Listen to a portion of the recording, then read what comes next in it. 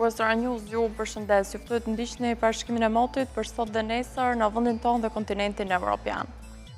Europa lindore dhe juglindore parashiten me vranësira, reshe shiu dhe erë të fortë, ndërsa ishujt britanik me reshe intensive. Pjesat e Europës dominohet nga moti shëndrueshëm, i ngrohtë dhe me kthjellime.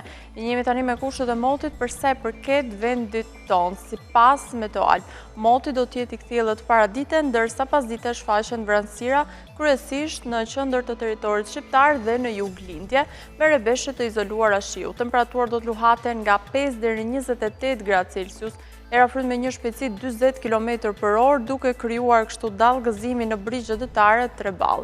Do të jemi tani me kushtet e motit për sa i përket rëndë Europës për ditën e nesërme. Pjesa e Europës veriore, Britania dhe pjesërisht Europa qendrore do të kenë mot të paqëndrueshëm me reshe, ndërsa pjesa më e madhe e kontinentit paraqitet me mot të kthjellët dhe të ngrohtë. Jemi tani me kushtet e motit për sa i përket vendit tonë për ditën e nesërme. Sipas Meteoalb, moti do të jetë i kthjellët me temperatura të larta dhe vranësira kalimtare pasdite, por pa reshe.